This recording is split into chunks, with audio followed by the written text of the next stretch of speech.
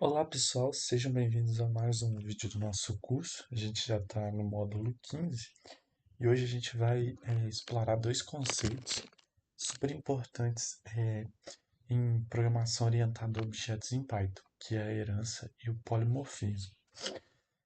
A gente vai entender como uma classe ela pode herdar características de outra classe e o que significa nessa palavra um pouco diferente, que é o polimorfismo. Também como usar uma função muito útil chamada super. Então a gente vai começar aqui pela herança. A herança, a gente pode pensar nela como o próprio nome já diz. Então, vamos supor, por exemplo, os filhos eles herdam características dos pais, como a cor dos olhos, a altura e outras coisas.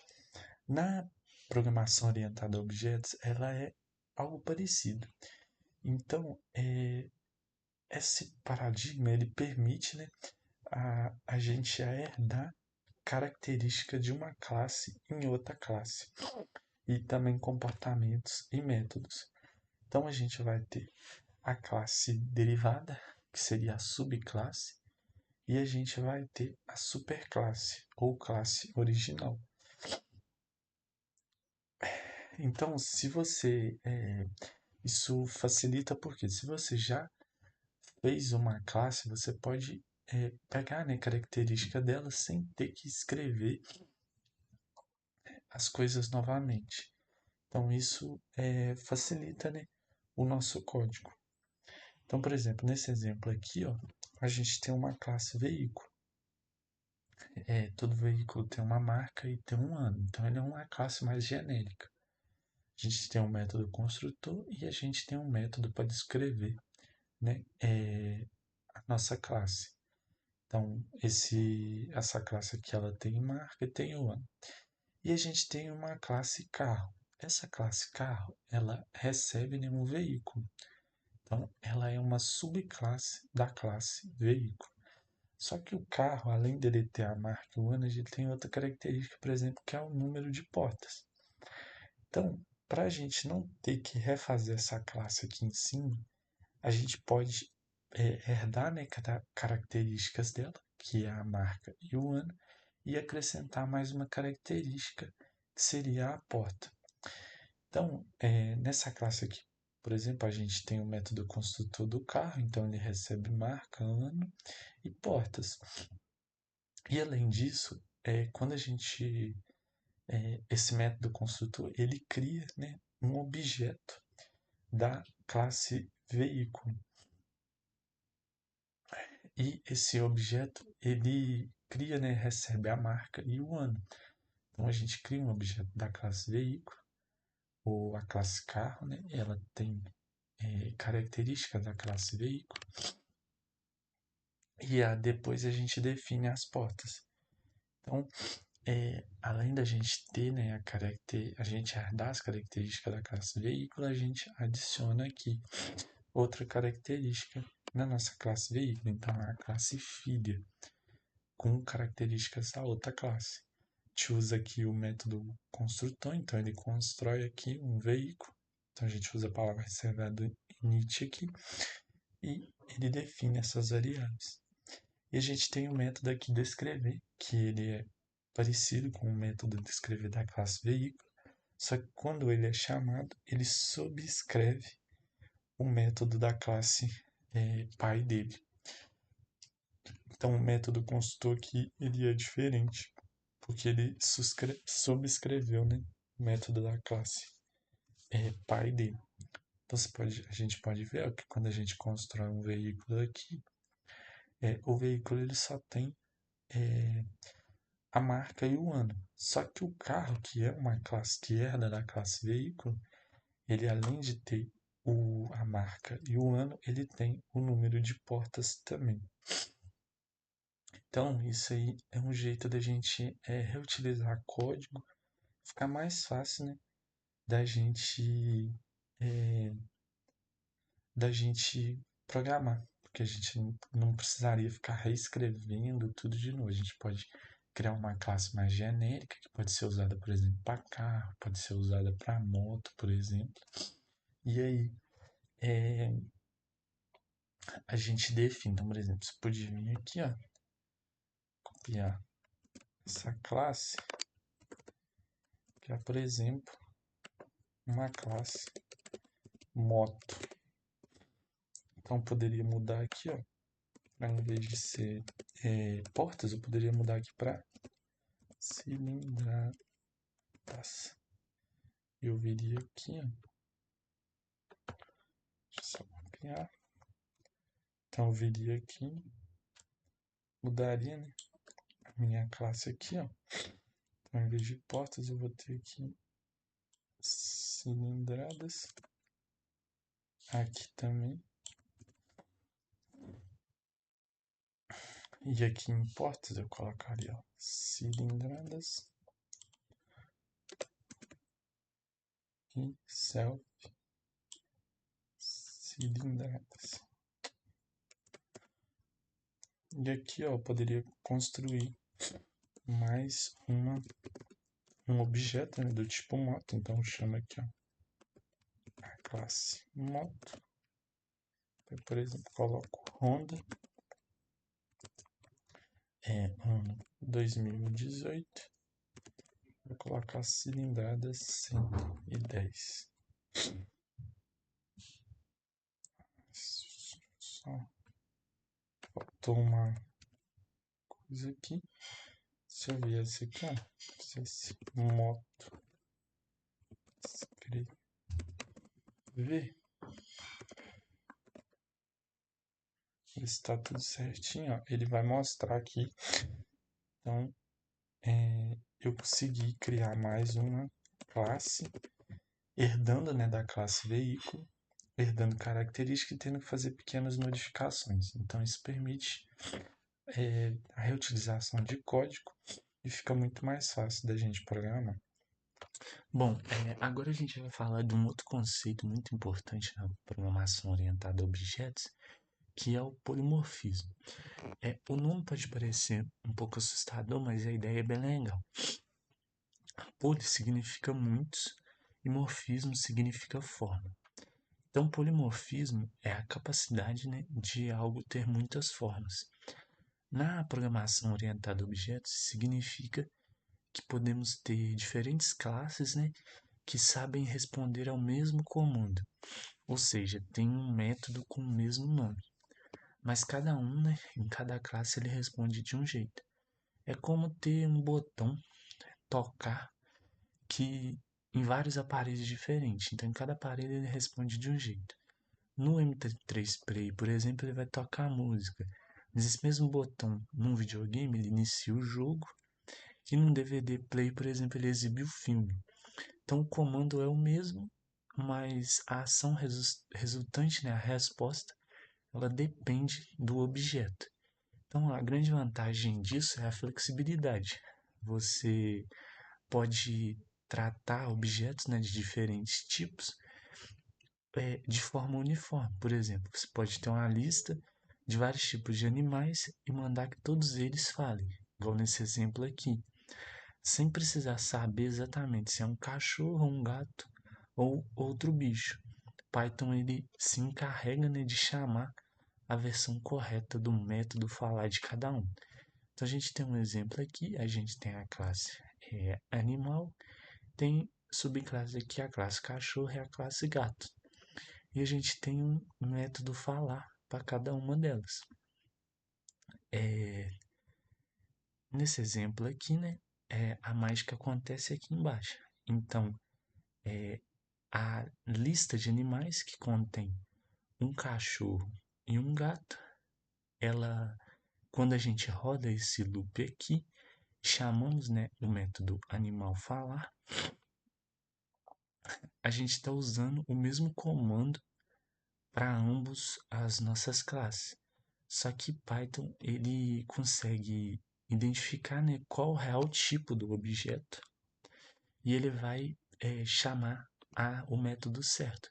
Então, pelo objeto aqui, ó, ele vai identificar qual método falar ele vai buscar. Então, a gente tem um método falar, a gente tem, para cada subclasse, que a gente tem um método falar diferente. Então, a gente sobrescreve o método mais genérico da classe Py.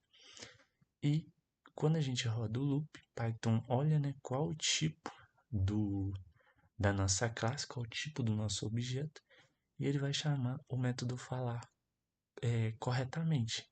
Então, isso aqui é o polimorfismo, é a capacidade da gente ter um mesmo método para diferentes tipos de classe. Isso aqui é muito poderoso e permite, né, a gente subscrever e melhorar, né, a própria leitura do nosso código.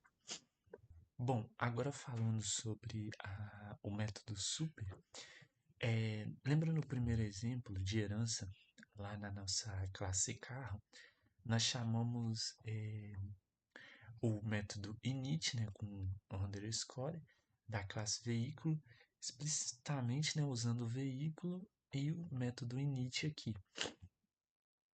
Mas existe uma forma mais fácil da gente fazer isso, que é usando, né, a função super. A função super, ela serve justamente para chamar, né, os métodos da classe base, a superclasse, né, a classe pai no nosso caso, a partir da classe filha. Mas por que, né, a gente vai usar o super em vez de chamar pelo nome igual a gente fez antes? Primeiro, né, isso torna seu código mais fácil de se manter. Então, se um dia resolver mudar aqui a minha classe pessoa, eu não preciso sair caçando no meu código todas as chamadas da classe pessoa, por exemplo. Segundo, é essencial quando a gente trabalha com herança múltipla, que é uma classe, né, que ela herda de mais uma classe pai. Então, o método super, né, a função super, ela sabe exatamente qual ordem ela chama os métodos da classe pai, seguindo algo que chama método resolution order. E terceiro, é ótimo para estender comportamento da classe básica em vez de simplesmente substituí-lo. Você pode usar super, né, para executar a versão do método da classe pai e depois adicionar o código, né, específico para a classe filha. Então a gente pode olhar aqui nesse exemplo, a gente tem a classe pessoa e a classe estudante.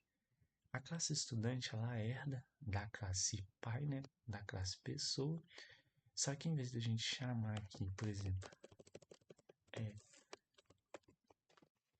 pessoa init, a gente usa o método super, que faz exatamente o que a gente fez antes, lá no primeiro exemplo. E o método apresentar aqui, por exemplo, a gente também utiliza a, a função super. Só que em vez da gente sobrescrever o método apresentar da classe pai, a gente apenas chama ele primeiro, então ele é executado aqui dentro, utilizando a função super, executa apresentar e acrescenta mais uma resposta aqui. Então, quando a gente constrói nosso objeto estudante aqui e vai apresentar ele vai mostrar aqui, ó, além do nome, que é a primeira execução aqui em cima, ele vai mostrar a matrícula também.